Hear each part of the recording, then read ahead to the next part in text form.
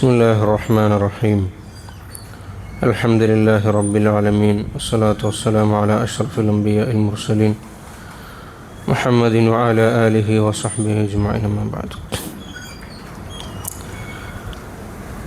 സൂറത്തു നൂറിലെ 44-ാമത്തെ ആയത്ത് വരെയാണ് നമ്മൾ ചർച്ച ചെയ്തത്.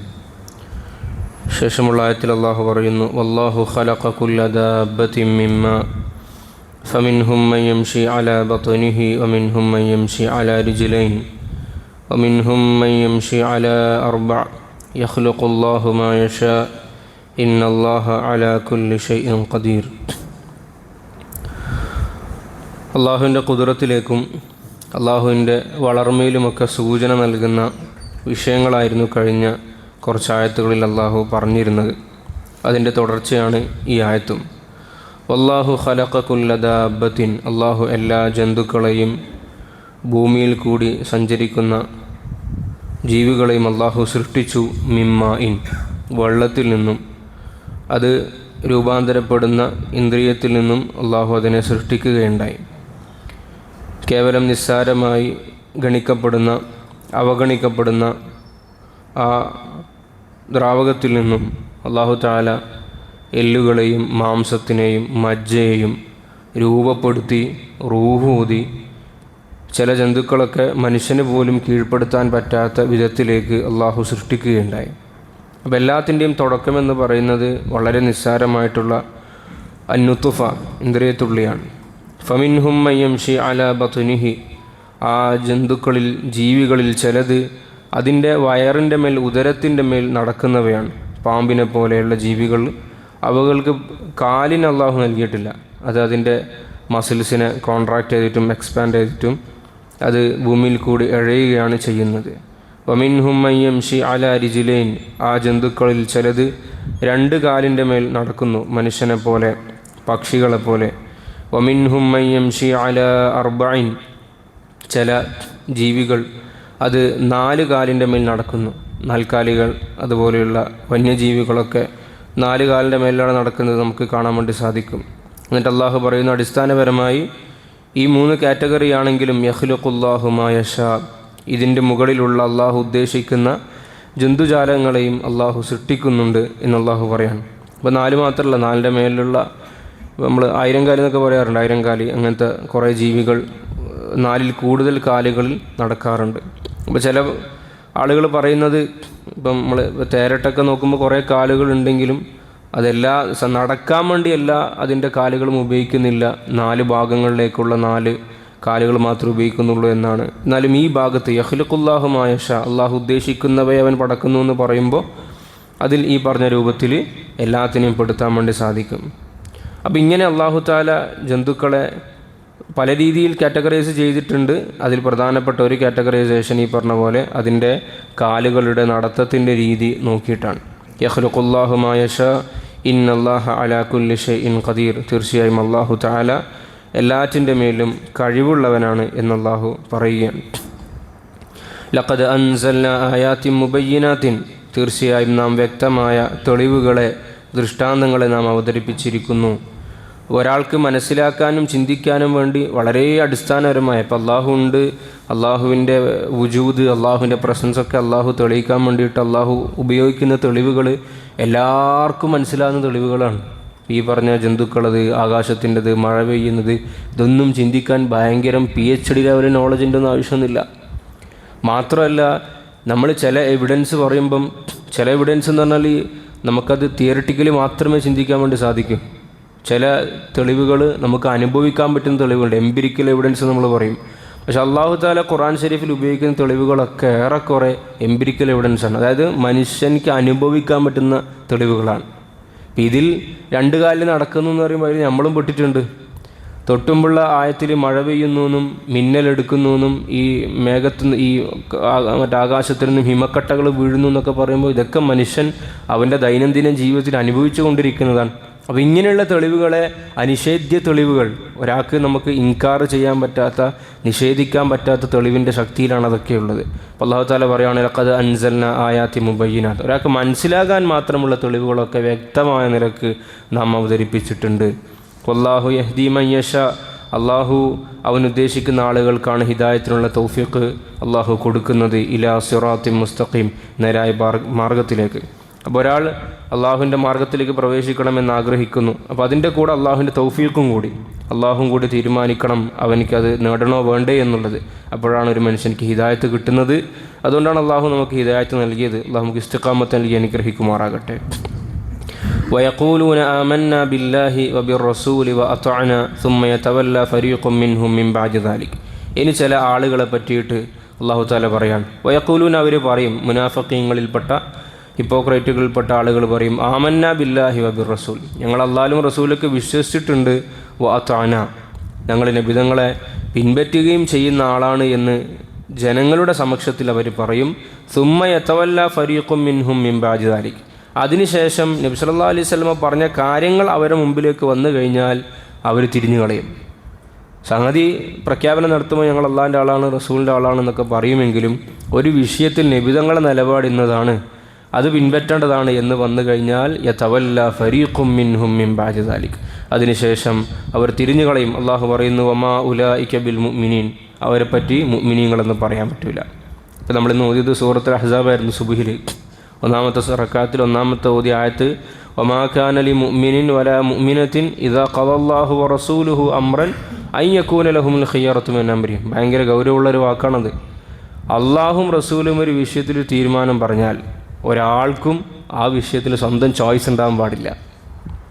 നിബിധങ്ങൾ ഇങ്ങനെ പറഞ്ഞിട്ടുണ്ട്, പക്ഷെ എന്നാൽ എൻ്റെ ചോയ്സ് എന്നതാണ് എന്ന് പറയുന്നെങ്കിൽ ഫഖദ് ളല്ല ളലാലം മുബീന, അത് ഗുരുതരമായ അപകടം തന്നെയാണ്, അവൻ വഴിപഴച്ചു പോകും എന്ന് പരിശുദ്ധമായ ഖുർആൻ. വ്യക്തമായ തെളിവ് വന്നു കഴിഞ്ഞാൽ ആ വിഷയത്തിൽ, ഒരു വിഷയത്തിൽ ചോയ്സ് ഉണ്ട്, നിബിധങ്ങൾ തന്നെ ഇങ്ങനെയും ചെയ്യാം എന്ന് പറഞ്ഞിട്ടുണ്ടെങ്കിൽ നമുക്കും അതിൽ ചോയ്സ് ഉണ്ട്, നമ്മൾ ഇഷ്ടം പോലെ നമുക്ക് ചെയ്യാം. അപ്പോൾ അതിൽ ഏതൊന്നെടുത്താലും അത് നിബിധങ്ങൾ മനുഷ്യനോട് യോജിച്ചതാകും. അല്ലാതെ നിബിധങ്ങൾ ഒരു വിഷയത്തിൽ, അള്ളാഹു ഒരു വിഷയത്തിൽ അത് ഇങ്ങനെയാണ് ഉമ്മത്ത് ചെയ്യേണ്ടത്, ഒരു വ്യക്തി അതിൽ ഇന്ന നിലപാടാണ് സ്വീകരിക്കേണ്ടത് എന്ന് വ്യക്തമാകപ്പെടുകയും നമ്മളിലേക്ക് അത് വന്നു ചേരുമ്പോൾ യതവല്ല ഫരീഖും മിൻഹും മിൻ ബഅദി ദാലിക ആണെങ്കിൽ വമാ ഉലൈക ബിൽ മുഅ്മിനീൻ, അക്കൂട്ടരെ പറ്റി മുഅ്മിനീങ്ങളെന്ന് അള്ളാഹുവിൻ്റെ അടുക്കൽ പറയാൻ സാധിക്കുകയില്ല. ഇനി അവരുടെ ദുസ്വഭാവമാണ് പറയുന്നത്. വഇദാ ദുഉ ഇലല്ലാഹി വറസൂലിഹി, അവരെ അള്ളാഹുവിലേക്കും റസൂലിലേക്കും ക്ഷണിക്കപ്പെട്ട് കഴിഞ്ഞാൽ ലിയഹ്കുമ ബൈനഹും, അവർക്കിടയിൽ വിധി കൽപ്പിക്കുന്നതിന് വേണ്ടി. അന്ന് മുസ്ലിമീങ്ങൾക്കിടയിലും മറ്റുമൊക്കെ പ്രശ്നങ്ങളുണ്ടാവുമല്ലോ. അവൻ മുതിർന്ന ആൾ, വഹീൻ്റെ ഉടമസ്ഥൻ എന്ന നിലക്ക് റസൂലുള്ളാഹി സ്വല്ലല്ലാഹു അലൈഹി വസല്ലം തങ്ങളുടെ അടുക്കലേക്കാണ് സഹാബത്ത് പോവുക വിധി തേടിയിട്ട്. നമുക്ക് ഈ വിഷയത്തിൽ നിബിധങ്ങളോട് ചോദിക്കാം, തങ്ങളെന്താണ് ഇതിൽ വിധി പറയുന്നത്. അപ്പോൾ ഇവർക്ക് ദഹിക്കൂല. ഇദാ ഫരീഖും മിൻഹും മുരിദൂൻ, മുനാഫിഖീങ്ങൾ അറിയും നമുക്ക് നിബിധങ്ങൾ വേണ്ട, വേറെ ആരെങ്കിലും ആകട്ടെ. കാരണം നിബിധങ്ങളടുത്ത് പോയി കഴിഞ്ഞാൽ മിക്കവാറും ഹക്കിൻ്റെ നിലപാട് സ്വീകരിക്കുന്നതിന് കൊണ്ട് ഇവർക്ക് വിരുദ്ധമായിട്ടായിരിക്കും തീരുമാനം വരാൻ സാധ്യത. അതുകൊണ്ട് എന്ത് ചെയ്യൂല, ആ വിഷയങ്ങളിൽ നിബിധങ്ങളെ സമീപിക്കാൻ തയ്യാറാവൂല. അപ്പോൾ ഇത് അന്നുള്ള ആളെ പറ്റിയിട്ടല്ലേ എന്ന് കരുതി, മുനാഫിഖീങ്ങളൊക്കെ കഴിഞ്ഞു പോയല്ലോ എന്ന് കരുതി നമ്മളാരും പിന്നെ അങ്ങനെ സ്വയം ആശ്വസിക്കാൻ വരട്ടെ.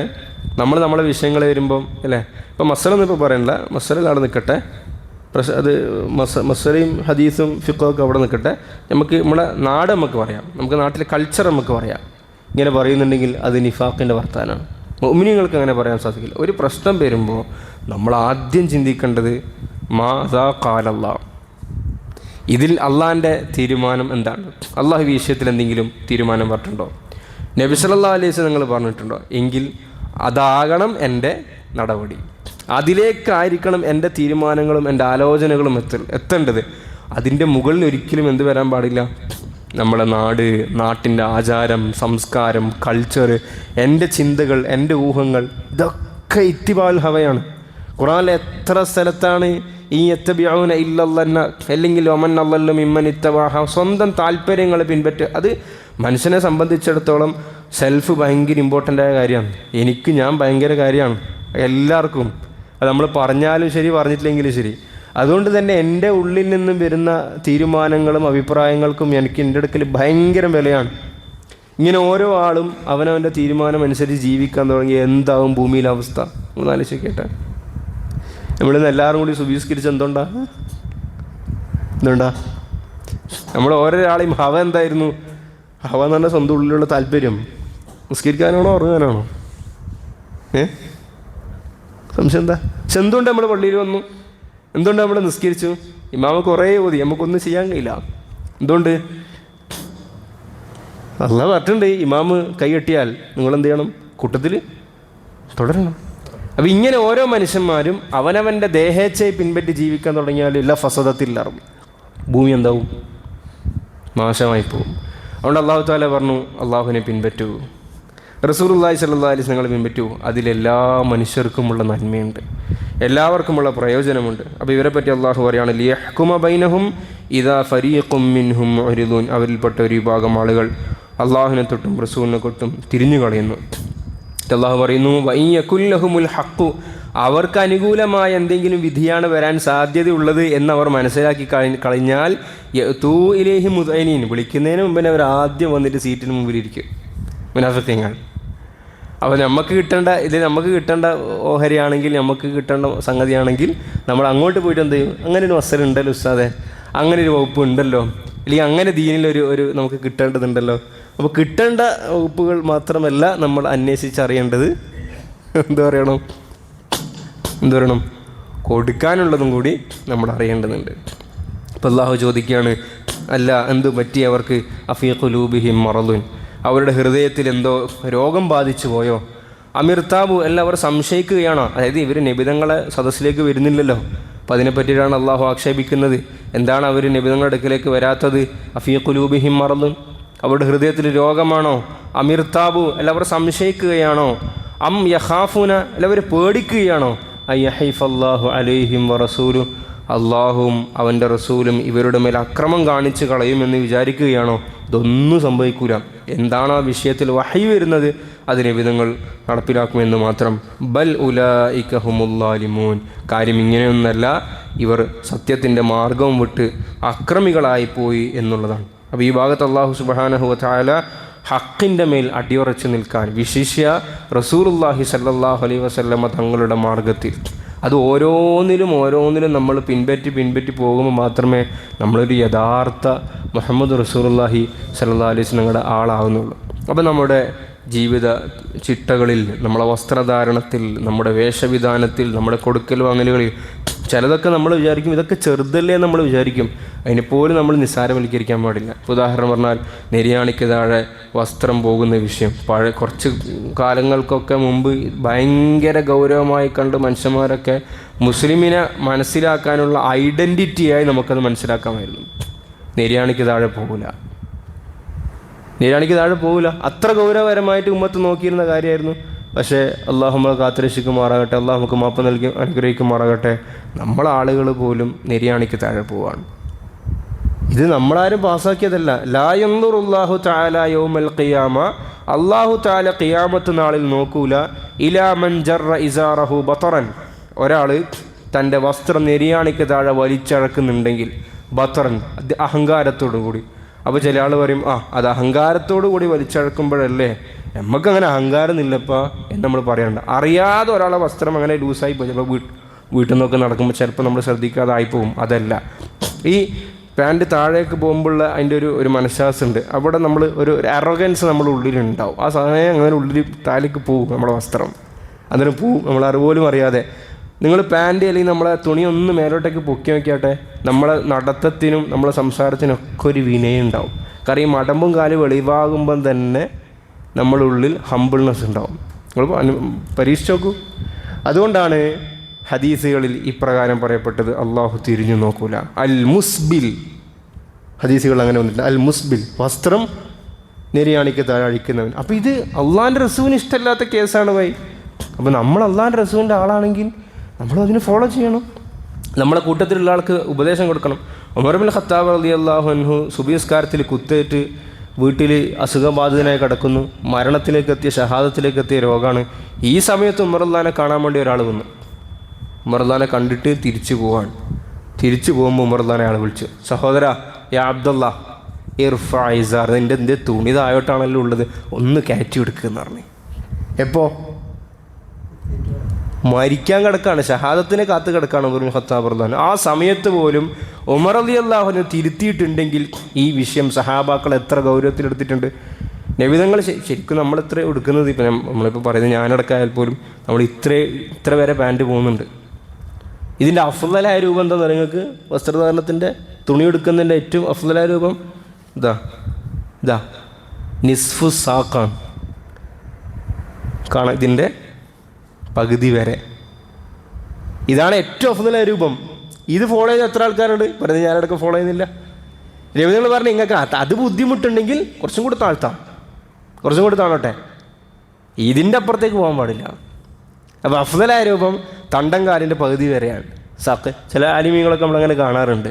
അവർ തുണിയൊക്കെ നിങ്ങൾ ശ്രദ്ധിച്ചാൽ മതി, അങ്ങനെ കയറിയിട്ടുണ്ടാവും. പിന്നെ നിങ്ങൾ പറഞ്ഞാൽ അത് ബുദ്ധിമുട്ടുണ്ടോ? കുറച്ചും കൂടി താണോട്ടെ, കുഴപ്പമില്ല. അതാണ് ഞാൻ ആദ്യം പറഞ്ഞത്. ചില വിഷയങ്ങളിൽ അഫ്ദലും ചോയ്സ് നിങ്ങൾക്ക് നൽകിയിട്ടുണ്ടാകും. ഓക്കെ, നിങ്ങൾക്കാകാം, താഴോട്ടെ. പക്ഷേ ഇതിൻ്റെ താഴെ ഇറങ്ങാൻ അള്ളാഹു റസൂൽ സല്ലല്ലാഹു അലൈഹി വസല്ലം തങ്ങൾ ഇഷ്ടപ്പെട്ടിട്ടില്ല. ഇങ്ങനെ ഓരോന്നിലും നമ്മൾ അറിയത് എൻ്റെ നബി തങ്ങൾ പറഞ്ഞ കാര്യമല്ലേ, എൻ്റെ നബി ഇഷ്ടപ്പെട്ട കാര്യമല്ലേ, അങ്ങനെ നമ്മൾ എത്തിച്ചേരുമ്പോഴാണ് നമ്മൾക്ക് ആ ഒരു സുന്നത്തിൻ്റെ അഹമ്മിയത്തും ആ ബോധവും നമുക്ക് ഉണ്ടായിത്തീരുന്നത്. അള്ളാഹു സുബ്ഹാനഹു വ തആല നമുക്ക് സുന്നത്തനുസരിച്ച് ജീവിതത്തിനെ ചിട്ടപ്പെടുത്താനുള്ള തൗഫീഖ് നൽകി അനുഗ്രഹിക്കും.